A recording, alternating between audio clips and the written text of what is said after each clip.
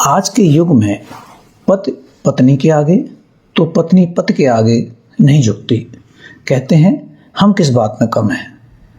बाद में दोनों कचहरी में मिलते हैं। सास बहू एक दूसरे का सम्मान नहीं करती। बाद में परिवार में कलह होता है। इसलिए यह न सोचें कि झुकना, सहना या विनम्र होना कमजोरी की निशानी है, बल्कि ये तो शूरवीरता और महानता के प्रतीक हैं। हमारे शास्त्रों और महान लोगों की ज़्यादातर शिक्षाएं गृहस्थों पर केंद्रित कर वर्णित की गई हैं। सुखी दाम्पत्य जीवन और खुशहाल परिवार के लिए आवश्यक है एक दूसरे का सम्मान करें तथा झुकना व सहना सीखें। सनातन संस्कृति में संपूर्ण जीवन को 4 आश्रमों में बांटा गया है। इनमें गृहस्थ आश्रम का दूसरा स्थान है और उसके कर्तव्य कर्मों को सर्वश्रेष्ठ बताया गया है। विश्व में ज़्यादातर संख्या गृहस्थों की है। यदि इनका जीवन साधनामय और भक्तिमय हो जाए तो यह विश्व शांति का अमोघ साधन बन जाएगा। या यूँ कहें, यदि गृहस्थ अपने सभी कर्तव्यों को ईमानदारी पूर्वक निभाएं तो उनका जीवन सबसे आदर्श जीवन होगा। शास्त्रों, संतों, महात्माओं, ऋषियों, मुनियों और मनीषियों की ज़्यादातर शिक्षाएं इसी वर्ग यानी गृहस्थों को केंद्रित कर वर्णित की गई हैं। वस्तुतः सुखी एवं शांत जीवन का आधार तो प्रेम ही है। कहते हैं, फिर कर देखा जगत को जहाँ प्रेम लवलेश, फिर कर देखा जगत को जहाँ प्रेम लवलेश, वहाँ तो सुख रस है कुछ, शेष है कष्ट क्लेश। मित्र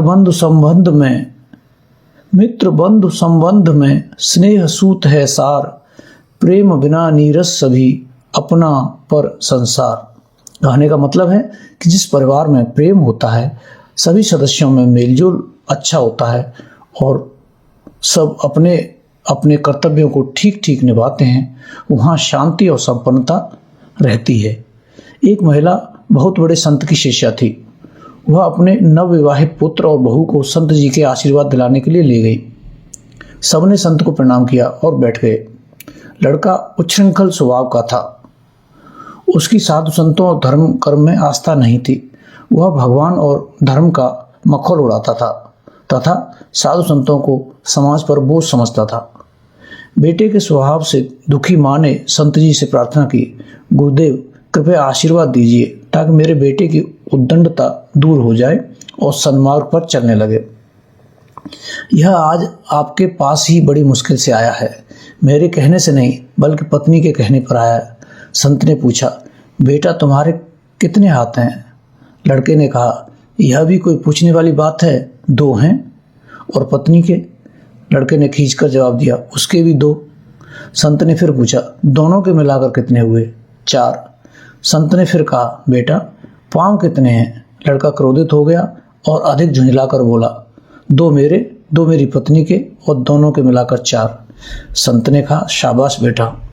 जब पति पत्नी सदाचारी जीवन व्यतीत करते हैं अर्थात धर्मानुकूल चलते हैं तो चतुर्भुज हो जाते हैं, और यदि शास्त्र विरुद्ध दुराचारी जीवन यापन करें तो बिल्कुल पशुवत चतुर्पाद हो जाते हैं।